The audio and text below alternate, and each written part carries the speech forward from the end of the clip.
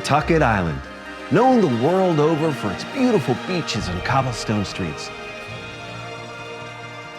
But each July, it's all about comedy and the Nantucket Comedy Festival.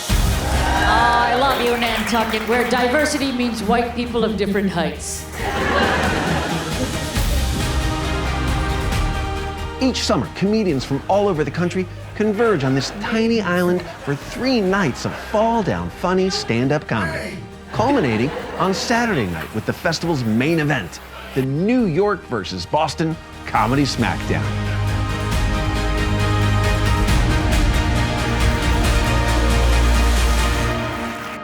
Hi, I'm Kevin Flynn, Executive Director of the Nantucket Comedy Festival. If you're from New York or Boston or points in between, you'll know that these two cities have been rivals, well, for as long as there's been New England and Manhattan-style clam chowder. Well, tonight, you are in for some great comedy as the rivalry continues, with comedians from Boston and New York taking the stage to compete for the coveted Man From Nantucket trophy and claim bragging rights as the funnier city. Well, until next year. And it's all in support of our Stand Up and Learn kids educational program. Check it out. I was really shy, and then I did this, and it kind of just helped me open up. And then she was up on her hind legs, whining, screeching, "Let me in! Let me in!" He looks like he's in his late hundreds. The Stand Up and Learn is this really cool educational program for kids that basically teaches them how to build self-esteem and self-confidence through telling stories. What stand-up teaches you is how to communicate. My name is Evelyn, and I used to try to grow my hair long, but it kept getting really wide. It just gives them the confidence to stand up and speak in front of other people and realize that they have something to say and people will listen. Usually when I'm doing something new, I feel really shy and I just become really quiet and I might just clam up a little bit. You might call it preschool, but I call it prison. What a great thing. I think it's fabulous. Stand Up and Learn, helping young ones find their funny. So now on to the big event, the New York versus Boston Comedy SmACKDown. It seems the only 2 things these cities can agree on is, well, to disagree. It's Beantown versus the Big Apple, Red Sox versus the Yankees. It's the Nantucket Comedy Festival's New York versus Boston Comedy SmACKDown. So let the games begin. Ladies and gentlemen, your host for the New York vs. Boston Comedy SmACKDown, please welcome Kevin Flynn. Hello, everybody. Welcome. You guys ready for the New York versus Boston Comedy SmACKDown? All right, I am a neutral observer. I was born and raised in Connecticut. Along with, boo, in Connecticut? How could you do that, really? Along with Rhode Island, we sit in between these 2 great cities, but tonight, there can only be one winner as the funniest city to win that trophy, ladies and gentlemen. Bragging rights for a year, the Man From Nantucket Award. You feel the attention. Now, it's time for me to bring out the starting lineups from both teams. First, the great city of Boston, Beantown, Craig Murphey, Corey Rodrigues, Erin Maguire, and Jared Freid. Give it up for Beantown. And from New York, the city that never sleeps, Mike Somerville, Maureen Langan, and their captain, Adam Ferrara.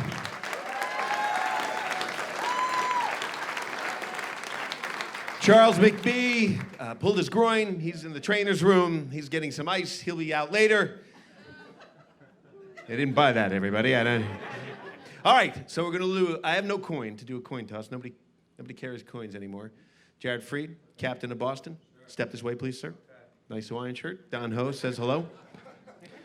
Adam, same clothes you wore last night. Excellent.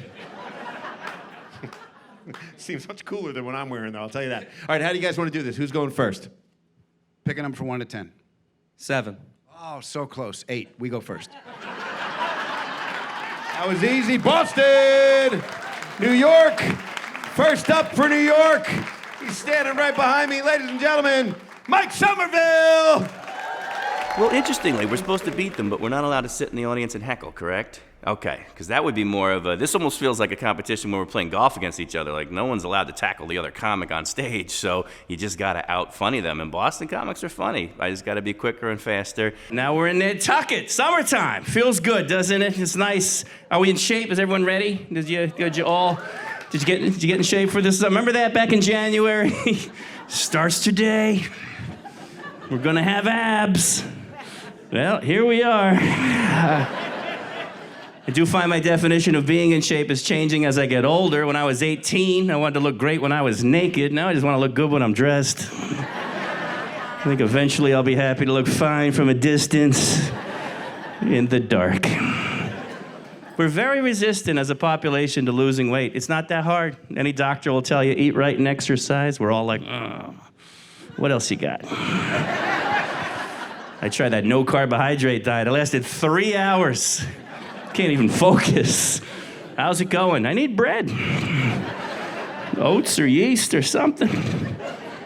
My buddy said he was on a plant-based diet. Turns out he's just smoking weed. That's not...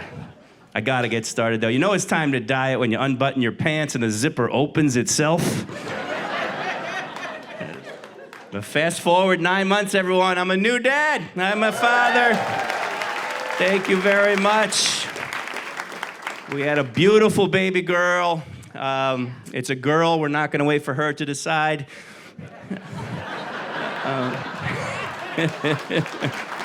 Yeah. Everyone says she's beautiful and looks just like me, and I'm like, which is it? We named her Amelia, or Emmy for short, which I love, because as an entertainer, I always wanted to win an Emmy Award. Now I can say I got an Emmy. If we have a boy, we're going to name him Oscar. Or if he's gay, Tony. My wife is breastfeeding. Hats off, ladies. New respect. I had no idea. This baby treats my wife's breast the way I treated Denny's in college. Just comes in screaming, eats everything, then passes out on the table. The apartment's changed, though, man. My wife walks around topless. I'd spend the day in my robe. It looks like we're selling cocaine.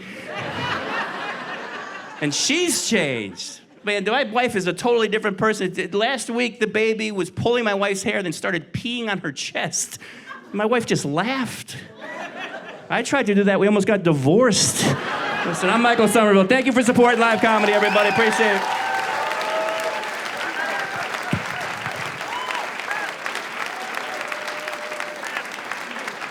Michael Somerville, folks. Lead-off hitter for New York. Nice.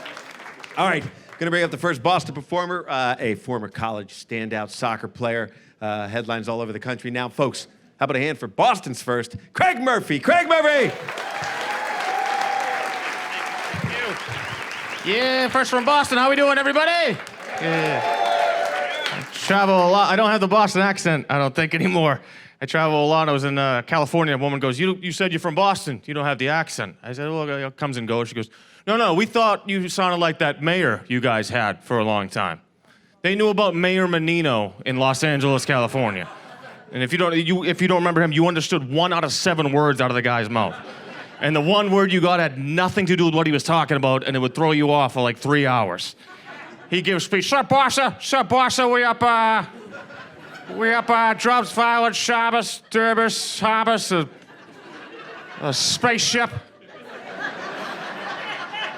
You're sitting at home like, did he say spaceship? Are we being invaded? I split the room right in half with that one, didn't I? Okay. I'm a nervous traveler. I get worried about my passport. I always need to have my passport right with me. I had a close call one time. I was leaving a cruise going home from Jamaica. I had my passport in my hand. I thought I put the passport in my back pocket, but I missed my pocket. Get to the airport, get out, and I do the phone, keys, and the wallet check. As I was checking for it, the cab drives away, passport's still in the back seat. Freaking out, light flashing before my eyes. I just started running after this cab. I didn't even think my feet were touching the ground, but I was moving. Adrenaline kicked in. I somehow caught up to this cab. I'm banging on the door. Thank God he stops. I open the door. There's my passport, and I'm very happy. I'm walking back. Look over to my left, and there's a local gentleman, older guy, sitting on a bench, just looking at me, shaking his head.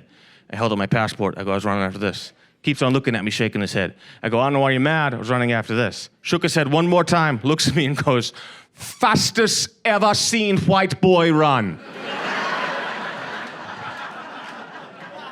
So, I love old people. My dad's up there, late 70s. Doesn't like anything new, that's what he said. He still has a landline phone. You know, the house phone, you call the house, it shows up on the caller ID still exists. You call the house, it shows up. It shows up on television still, too, because the cable provider is still one entity. He knows that now. When he first got it, he didn't realize that was going on. And I was the only person that was calling him. One day I'm over there, we're watching a baseball game, bonding, middle of the afternoon. I rolled over and butt dialed. I hit last call. My name and number pop up on the screen. He goes, holy shit, I think you won season tickets. That's your name. Call that number. Hurry up. Quick, quick, quick, quick. You parents out there. I'm not a parent. And parents lie. You guys lie. And then we find out you lied about stuff when we were growing up. I found out when I was 12, my mother lied to me about something very important to me. She told me that when the ice cream man is playing music, that means he's out of ice cream. Yeah. That still hurts. That's child abuse is what that is. I'm the only one of my friends that does not have kids. You know, all my friends were in our 40s, and we're still friends. All my high school friends were still friends. It's very nice, keep in contact. And when we were growing up, we used to prank each other. Little pranks have grown into bigger pranks. We're out trying to outdo the last prank. And now that we still see each other, we're still doing the pranking. The last one may have gotten out of hand. I'll let you know what we did and just judge by our reaction.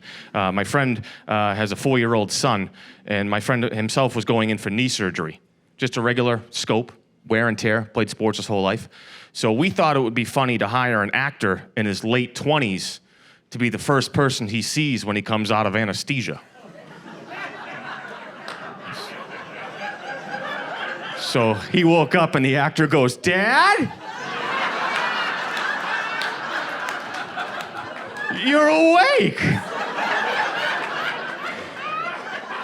It's been so long.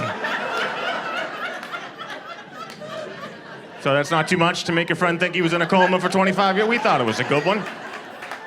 I love Nantucket because I've never met so many rich Irish people. I didn't know they existed until I came to Nantucket, so I was like, wow. And it's just like the Dubai of America. It's just so wow. It's gorgeous. It's really welcoming. And what cracks me up, though, is they have these cobblestone main street that goes back to the Quakers. And you ride over that on a bike, and you've just had a hysterectomy. What is happening in America? There has been a resurgence of women who are knitting and quilting. Stitch and bitch societies are popping up all across the country. The friend says to me, Maureen, why won't you try crocheting?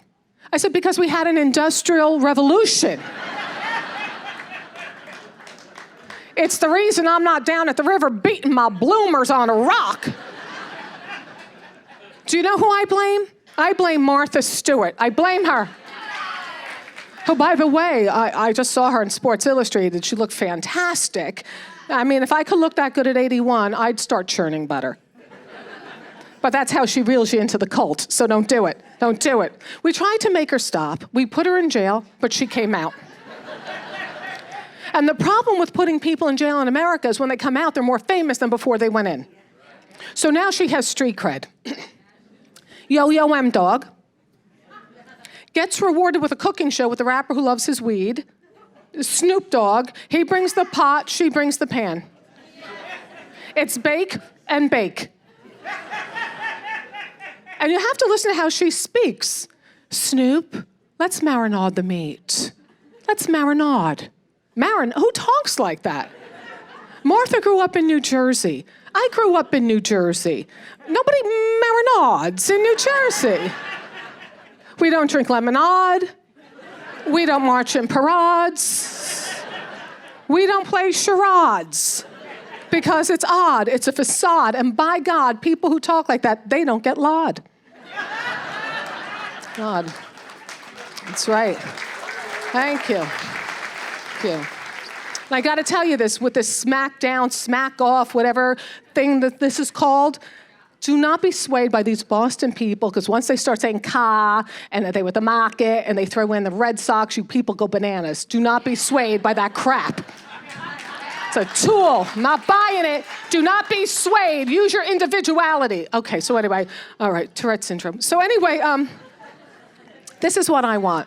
I want a guy around 86 years old, where I am the hottest thing between him and death. This is him, death, him, death, him, death. This is death and him, death, him, death, him, death. He can't believe he got me because he knows he'll never get anyone better to the day he dies.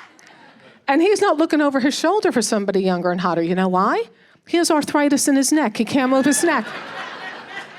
He has to move his whole body.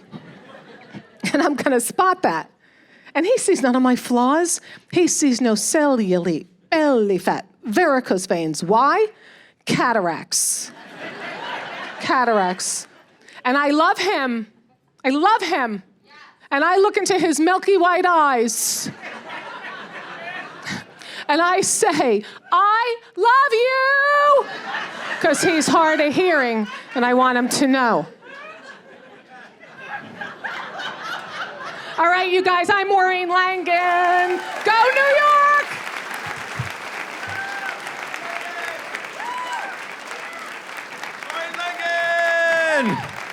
Great stuff. Catch her on America's Got Talent. All right, now for Boston.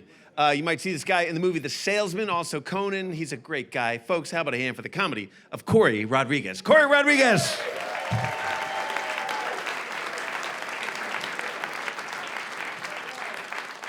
Sometimes I feel like I'm not a real man. Like I'm a real man, but I have real man parts, so don't get it twisted. No, you have to say that.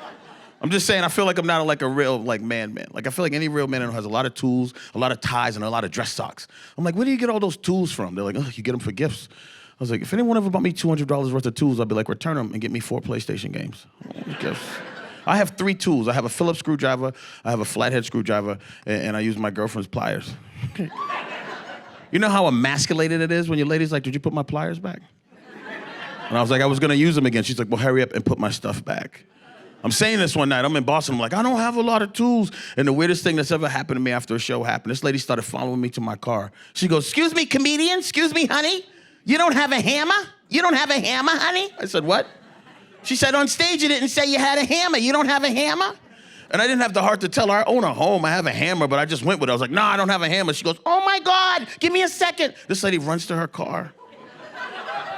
She comes back, she goes, I always keep 2 hammers in my car, honey, you gotta have a hammer. And this lady gave me a hammer after the show. I took the hammer, I threw it in my trunk, and I started laughing, because I just thought about her going back to her car, making a call like, hello? Babe? Yeah, I got rid of the hammer.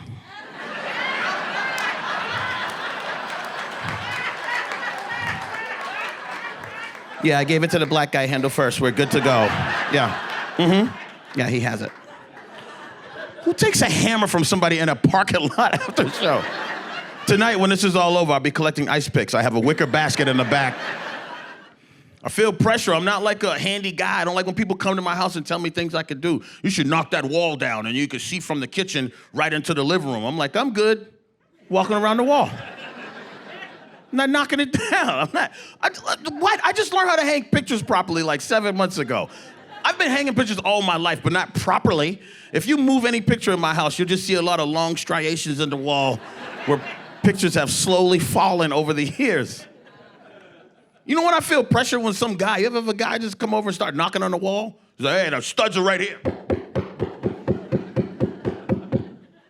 You hear the difference? What? Listen.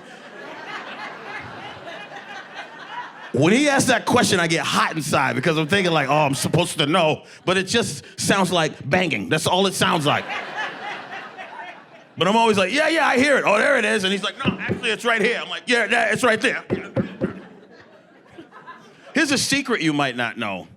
85 thumbtacks will hold your TV up for 5 minutes.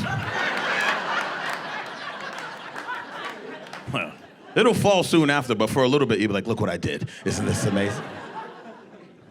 Chewing, something else that can break you up. Chewing can break you up big time. Whew.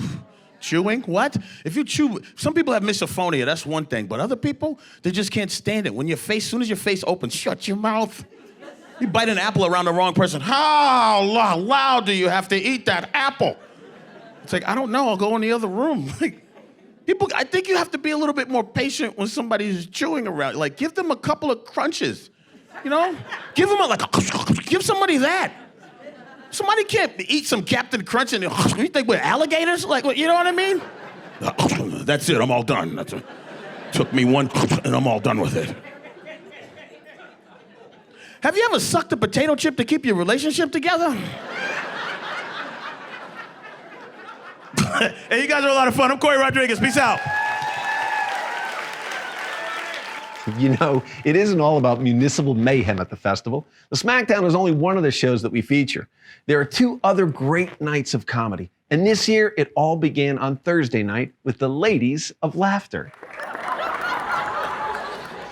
I said, you want to make your own lunch, hot shot? Knock yourself out. And I fired up a parliament and I went back to bed.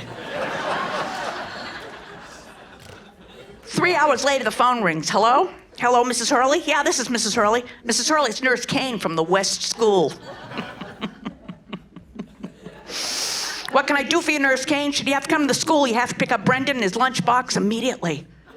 I said, why? She said, unfortunately, Brendan packed a leftover box of Kung Pao chicken and 2 wine coolers.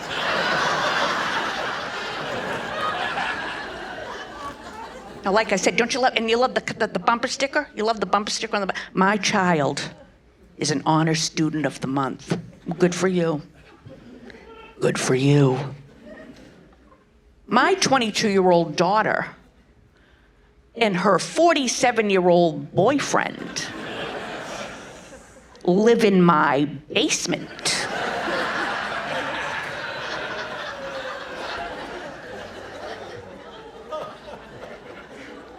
And they use an easy bake oven to dry their weed.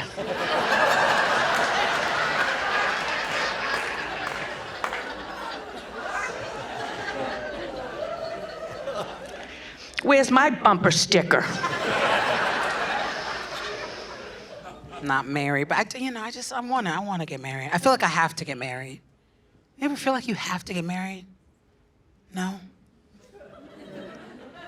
I do, because it is getting very hard to pay my bills.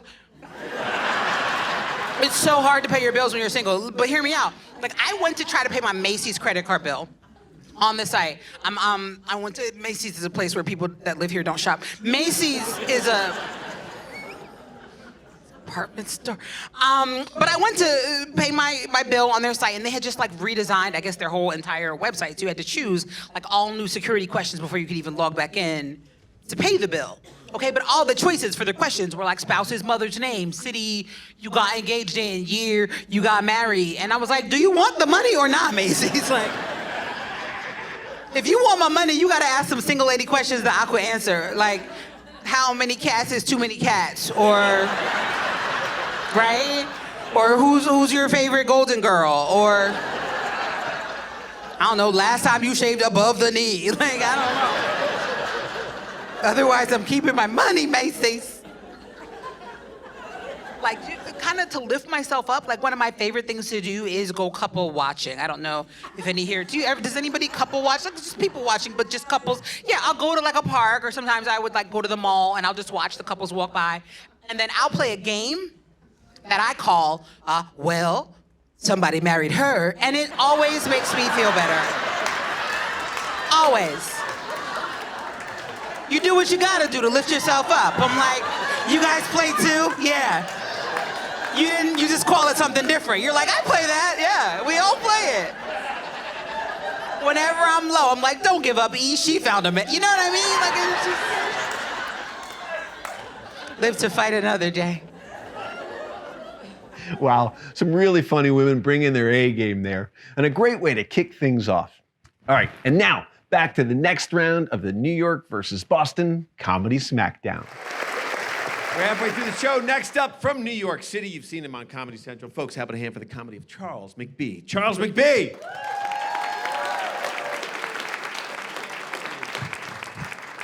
How's everybody feeling? Y'all good? That's what I like to hear, man. Yes! Someone's very good and very drunk. Nice, I like that. I love it. I'm gonna join you. I'm gonna join you later. I'm in a good space. I reached a milestone in my life financially. It took me a long time, but I'm finally done with paying my student loans, which is a big deal for me personally. Thanks, lady, appreciate it. No, that's cool. Yeah, I mean, I still owe them a lot of money. I'm just done paying these people. I'm just done. I quit. I'm not doing it anymore. Who do you guys think takes getting broken up with harder, men or women? Who do you guys think? You think men? Somebody said women, somebody said men. I think ladies, you take it really hard at first, but you're able to emotionally, mentally process and move on a lot quicker and smoother than us. I feel like men, we pretend like it doesn't bother us and then let it fester for like 30 years, all right? Like a woman will burn your house down, but she'll be cool by Tuesday, you know what I mean?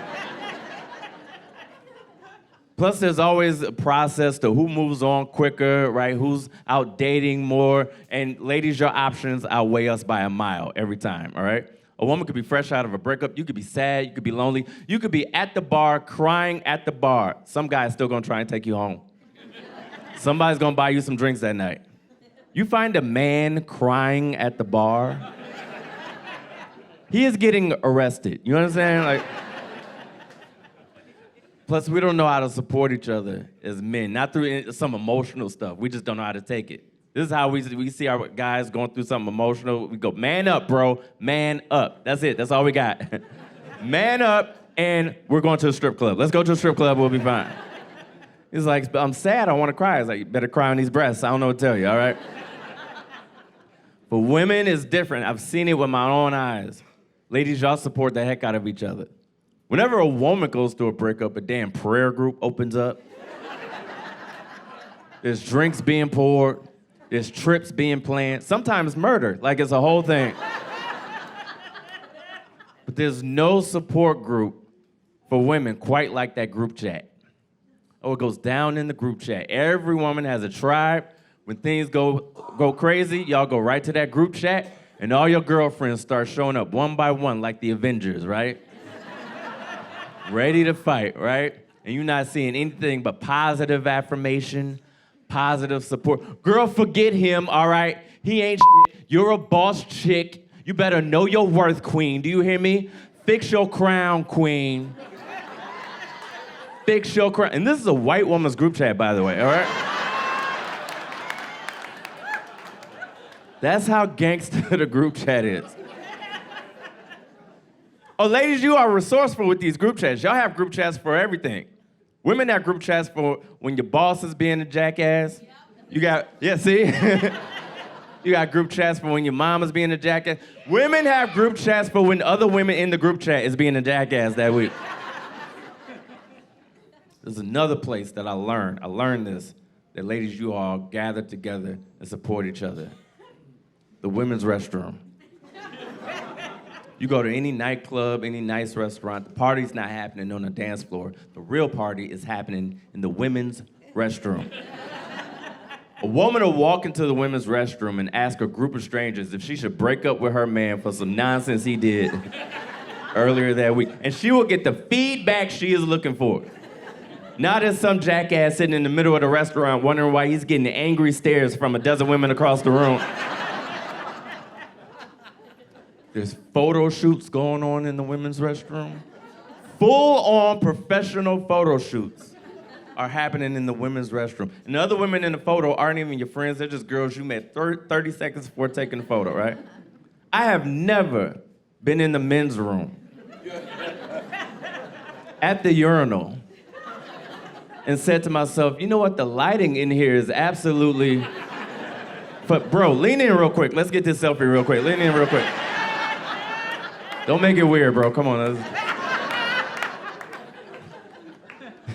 Do you know what goes on in the men's restroom? Not a damn thing. That's what's going on. We get in, we get out. We're not allowed to look at each other in the eye. We're not allowed to speak to one another. I could be having a seizure on the floor. You better step over me. Yeah, every time I go home, I always get, asked, when are you gonna settle down? When are you gonna settle down? My aunt, remember the one with the beard? She was like, when you gonna settle down and have some kids? By the time you have kids, you're gonna be an old dad. That's what she said, old dad. I didn't even know what she meant. I was like, what are you talking about, old dad? She goes, what are you gonna do when your kid comes up to you and goes, Dad, how come you're so much older than all my friends' dads? I said, I'm gonna look my kid in the face and tell him the truth. Because Dad had an amazing life before you, that's why. Oh, I was killing it before you came and ruined everything. It was awesome. I once had a threesome in Rio de Janeiro. Not once did I ever say to myself, man, I could be raising kids right now. What am I doing with my life, right? This is why I like coming out and seeing people in real life, because when you watch the news or you're online, everybody's always fighting, everything's political, so it's crazy, it's a mess. It makes you feel like we can't get along as people. But then sometimes I see things in real life that actually give me hope for the future and for humanity. I'll give an example. The other night, I was coming home from a show, and if you're familiar with, New York or whatnot, I was in Times Square, and I had to cut through Times Square, and if you've been, how much of a nightmare that can be. I'm cutting through Times Square, it's like 1 o'clock in the morning, and in the distance, there was this older white lady trying to take a selfie of herself, but she couldn't figure out her phone, she couldn't get it on selfie mode or whatever. So out of everybody in Times Square, she makes her way over to me, and asked me to take a picture of her, and before I could say yes or no, she just hands me her phone, and then backs away and just starts posing, waiting for me to take a picture of her. And I'm annoyed as shit, right? So I'm just trying to get home. It's at the end of the night, I'm trying to get home. And I wanted to say something about how annoyed I was, but then I thought about it, and I said, you know what, actually, it's kind of sweet. Out of everybody in Times Square, this lady don't know me from a can of paint, makes her way over to me, right? Despite racial difference, age difference, sex difference, all that stuff, political, all that stuff. And it's a nice phone, too. This thing is really nice.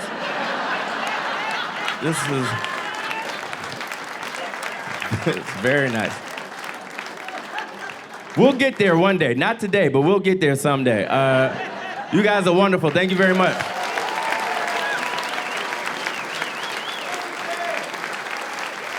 Charles McBee, folks.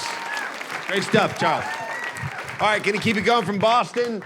She has a new comedy recording coming out called Baseline Presentable, the pride of Arlington, Massachusetts. Ladies and gentlemen, Erin Maguire. Erin Maguire! Nantucket! How you doing? Well, I grew up in Boston, never having gone to Nantucket. So to me, this is a magical, mystical place that we could not afford. It's good. And I'm here in the summer, too, which is not my season. Summer is a ginger winter. Yeah, that's when my people go inside, because I don't tan, I vaporize. You ever walk down the street and you'll just see, like, a flip-flop or a hair tie? That was a ginger. The sun hit our skin, we evaporated, very sad. And I don't do beaches either, so this is fun for me. But last week, somebody invited me to a nude beach. The Irish are not a naked people, you guys. This is why we're not killing the porn scene right now.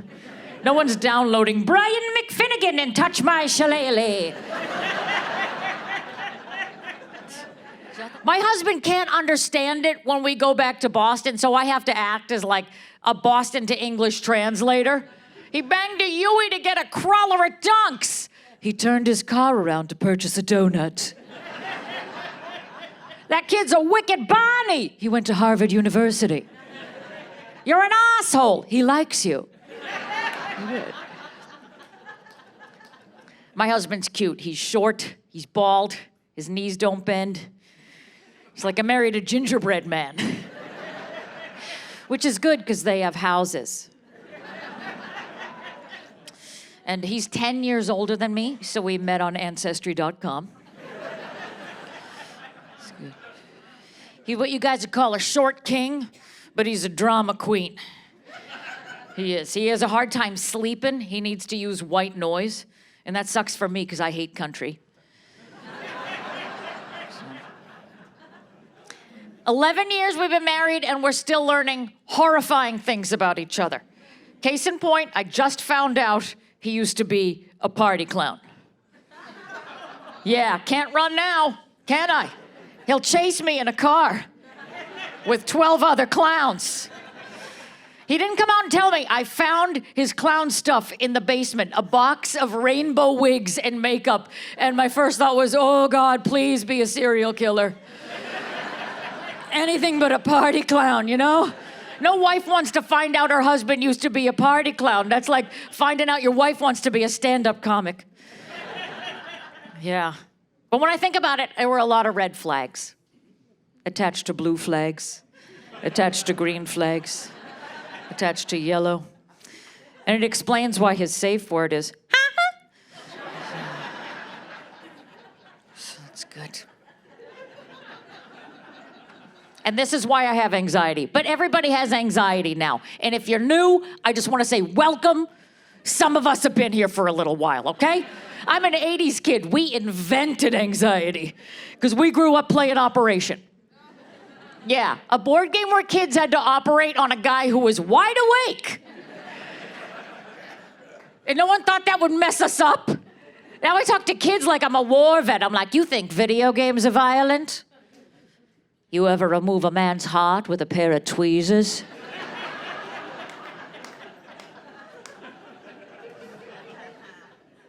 While he stares at you? Going,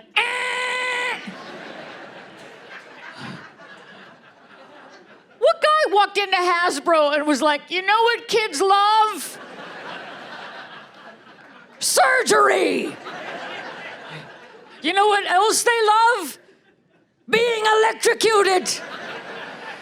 We'll put this on every toy shelf and then we'll invent Xanax. We'll be millionaires.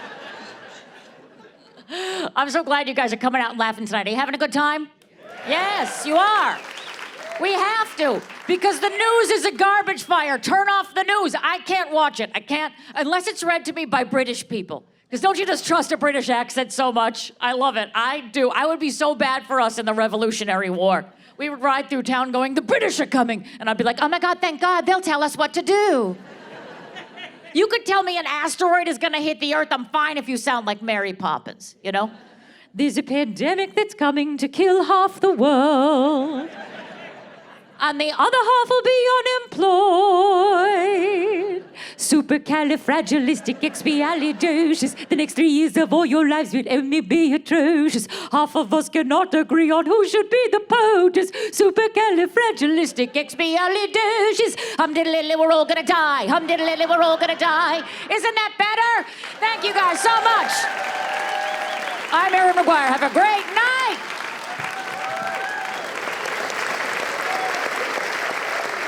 Erin Maguire from Team Boston. Very funny and a beautiful voice to boot.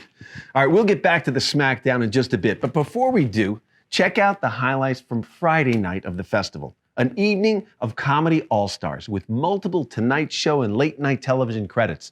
They took to the stage and had the audience rolling in the aisles. You know when I realized how old I was? When I couldn't get right out of bed. I used to get right out of bed. I'd throw those covers back in one fluid motion. Right like this. That ended. Now I throw the covers back and I sit on the side of the bed for a couple of minutes.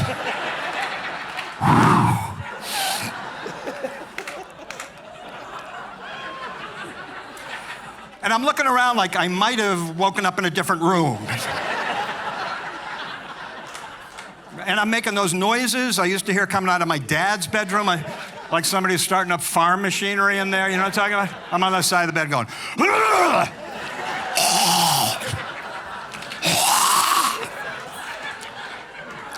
what did I eat that had fur on it? I'm gonna get that granddad walk in a couple of years. My grandfather had it, my dad had it. Every guy in this room, you get to be about 85, you get the granddad walk. You know what the granddad walk? You know what I'm talking about? Looks like they tied a rope to your navel and they're reeling you in.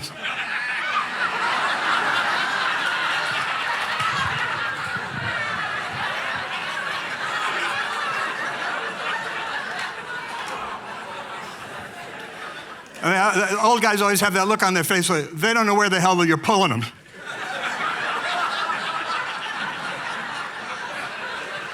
And they'll do this, like you're gonna have a problem getting out of their way. Once I get this thing going, I can't stop it. The internet and the world of advertising is all this shit about self-driving cars. We're gonna have self-driving. Let me tell you something about self-driving cars, my friends. They are not new. When I was drinking,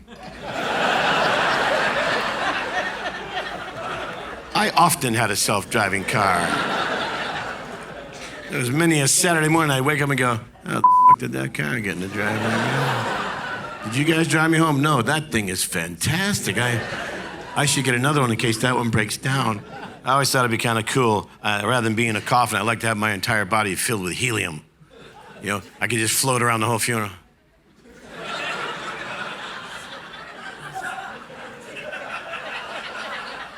But that makes total sense, because someone always says those things. Well, you know, he's up there right now looking down on us.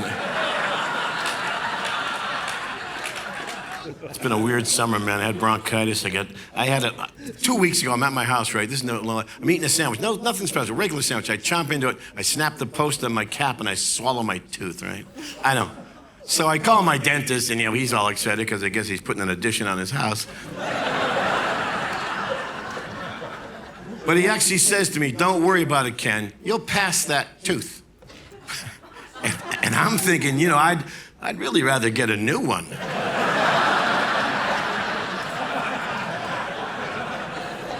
I like doing comedy. It's tough, though. You know, what can you say, what can't you say nowadays in comedy? You can't call homeless people homeless anymore. Did you see this? You have to call them people who are currently experiencing homelessness.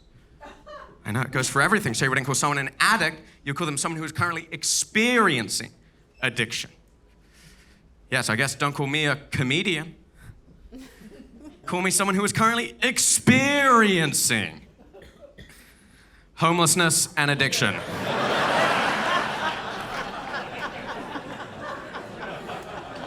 That joke would be funnier if I wasn't born rich, but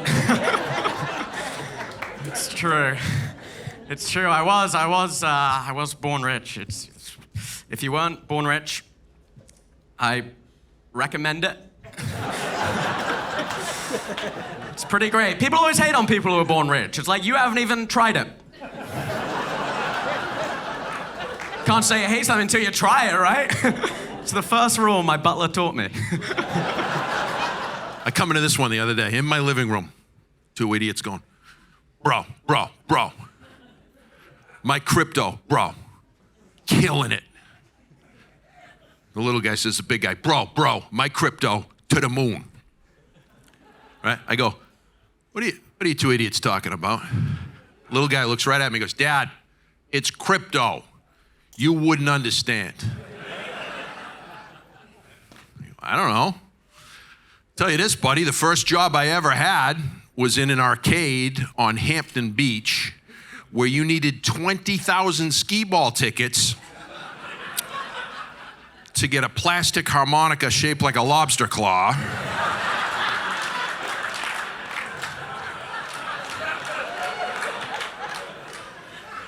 So I do know a little something about make-believe currency.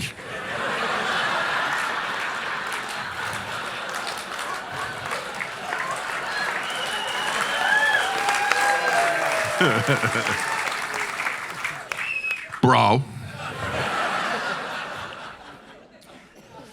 And now I gamble at home. I get to bet right on the computer now, right?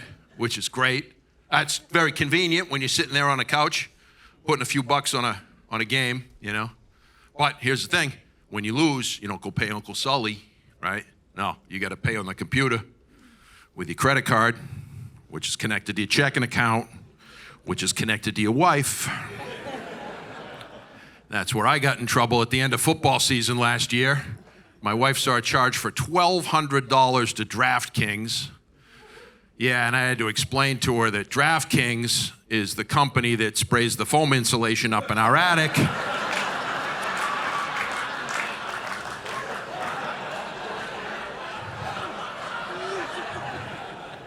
And I don't think they got it all. I think they got to come back next fall.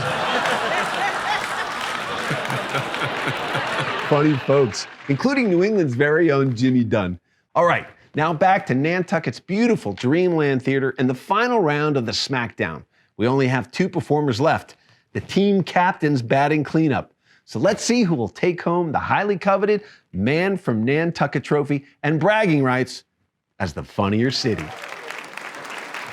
All right, last performer from Boston. How we doing, folks? Good? All right. He has a new Netflix special coming out called 37 and Single. He's the pride of Needham, Mass. Folks, how about a hand for the comedy of Jared Freid? Jared Freid!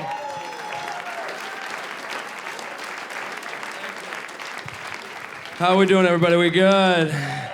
What a fun show. This is great. I wanted to make sure Boston won. So I got my mom all f***ed up, and I had her yell from the back.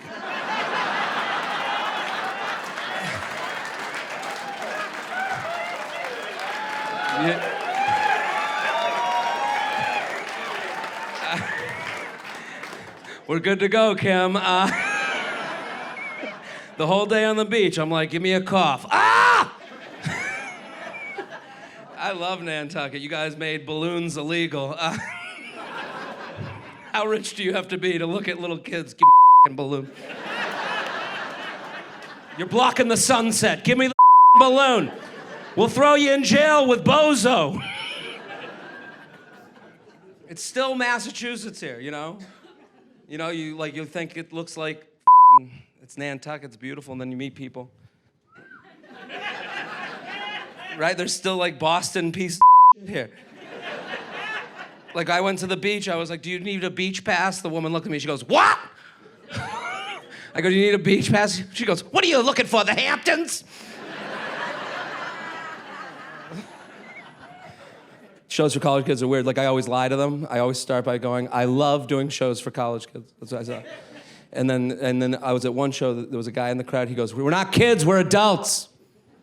I was like, okay, who bought your underwear?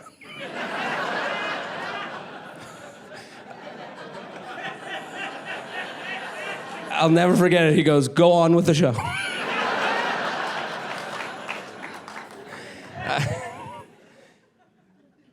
I'm definitely not an adult. People hate college kids. Like, I hate college kids because they always complain about two things, like outrage and shame. Like, I didn't know outrage in college.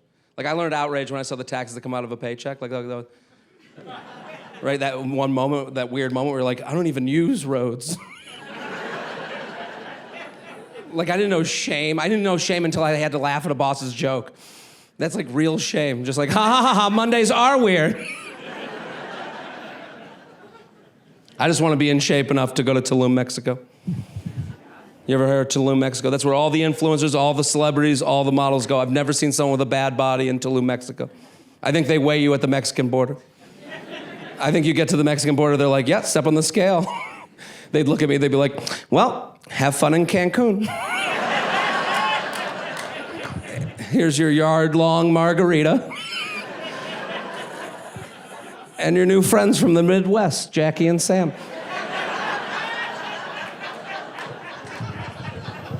All right, I'm Jared Freid. Thank you guys very much. Appreciate it. All right, he performed the other night here. He's one of my favorites. You might see him on Rescue Me, Nurse Jackie. He's in the movie Top Gear. Folks, how about a hand for the comedy of Adam Ferrara.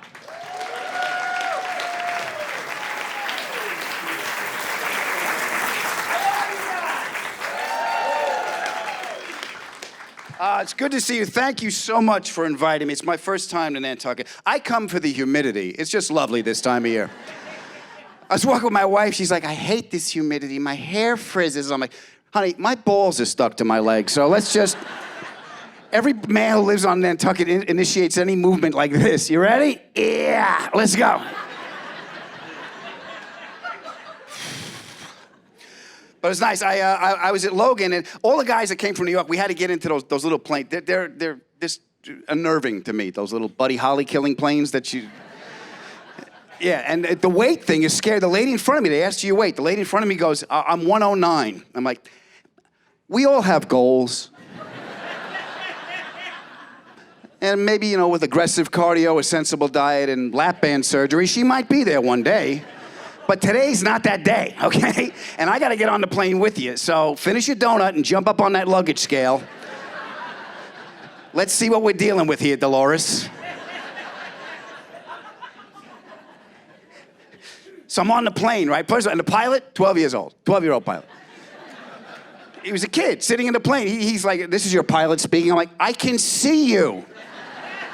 It's 9 seats. I'm looking at you. He's got the headphones on. He's like, Roger Tower. He turns around. He's like, we can't take off. I'm like, why? He goes, my dad says I'm grounded. I'm like, what? There was weather, all the weather you guys got. So then they put me in a car. They drove me to Hyannis. Look, I'm from out of town. I didn't know what to expect. I was like, well, there it is. Well, I'm glad you're laughing. My name is Adam. What is your name, darling? Hello, my name's Kim. Hello, my name is Kim. Are you reading from a tag that I can't see? What is it? Hello, my name's Kim. What, nice to see you, Kim. Do you work, Kim? What's your job, baby? Well, I used to work for Cape Air. You used to work for Cape Air? And what happened? There was an incident. She told me she was gonna lose the weight. I said, okay, I believe in you. Get on the plane.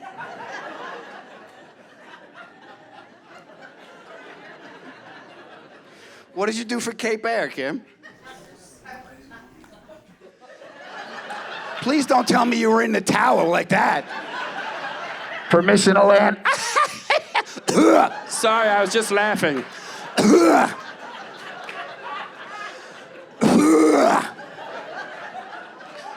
I know she's big, but she's trying. Just raise the wing.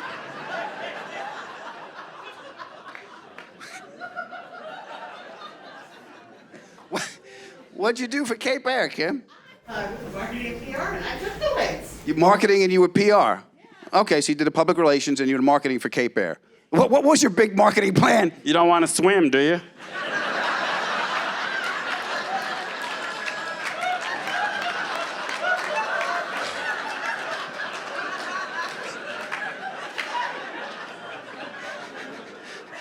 Please fly, Cape Air. We made it again!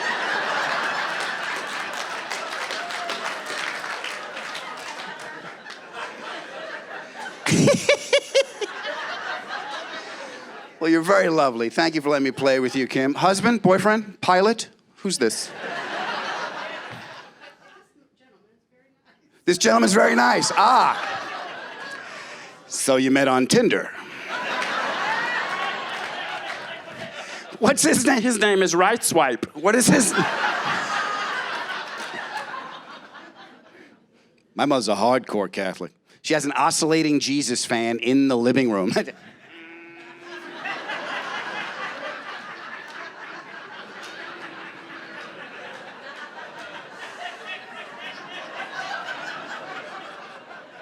I'm dead. Your fault. You all right? You okay? She was like, I'm not risking my soul on this. No. What's your name? My name is Tony, none of your business. That's my name. That's the culture I grew up in. Yeah, I don't want you to get the wrong. My family, they're not really criminals. They're not dangerous. Look, if something falls off a truck, we're not putting it back. But no one's getting killed in my neighborhood. But that's the neighborhood. That's the culture I grew up. I basically grew up in a crime family without the money, power, or influence. That's what. We had an Uncle Tony. We used to call him Uncle 8 o'clock. Every time he came over our house, hi, Uncle Tony. Look, if anybody asks, I've been here since 8 o'clock, all right? This is when I knew my family was different from the other families in the neighborhood. In the 2nd grade, we had career day. You had to go home, ask your father about his job. You come back, you tell the rest of the class. The teacher was like, Adam, would you like to stand up and tell us what your daddy does? My father's in the construction business, and that's all you need to know, lady. Thanks for having me over, folks. Be well.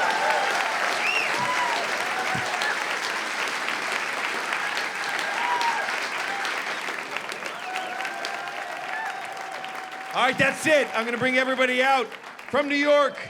Michael Somerville, Maureen Langan, Charles McBee, and Adam Ferrara. Come on out. Team New York. Somerville. From Boston, Craig Murphey, Corey Rodrigues, Erin Maguire, and that man, Jared Freid.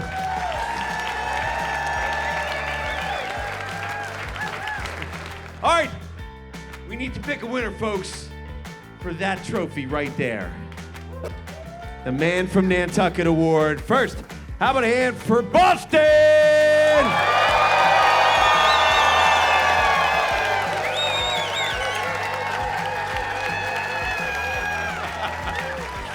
Now, how about a hand for New York?